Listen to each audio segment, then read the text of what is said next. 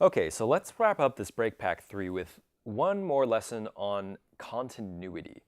So I use this concept when I'm soloing because I think it's a really powerful metaphor for how you build a solo.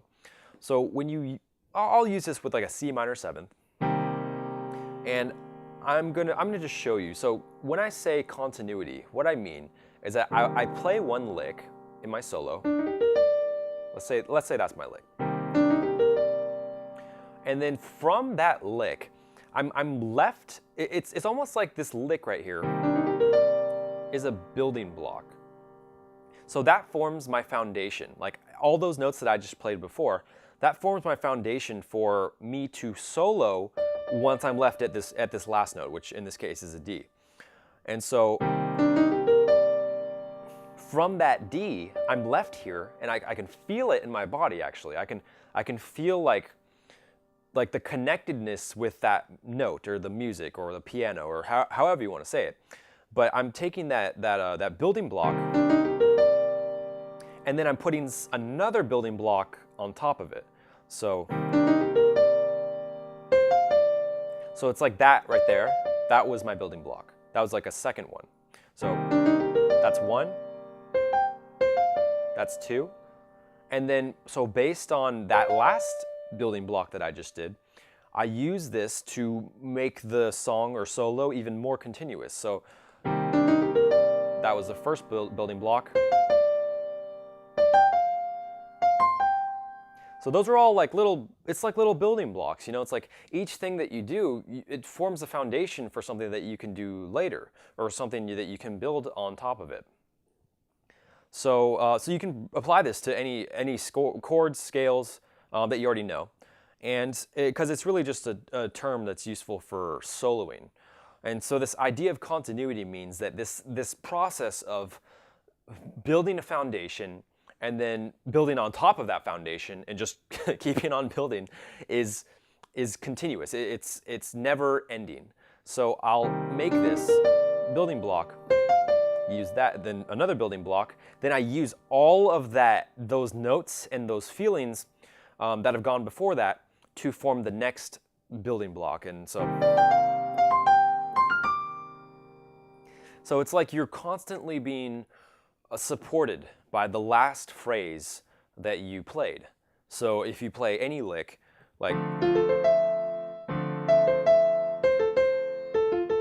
but you have to feel that, so right there. So that's like one building block. That's the second building block for me. And then from there, I want to go, it's just, that was just like, it felt natural to me, you know? But it's not like I made that whole phrase up myself. It's more that I was building off of that first phrase and never losing that feeling of connectedness to the piano or the solo that I'm playing. And I mean, I'm going to be using like licks from my past, or like things that I've listened to and things that I played before. But at the same time, I'm just using these building blocks to shape the solo, and I'm doing it in a way that's continuous. And so I like to use that term just because it means that it's never ending. And this process of using a building block is just like the same process I'm using right now. When I'm speaking to you and giving this lesson, it's like I'm saying these words, and then I'm building off of those last words that I just said, and it just keeps going and it keeps flowing, and anything that I say right now is based on something that I said before.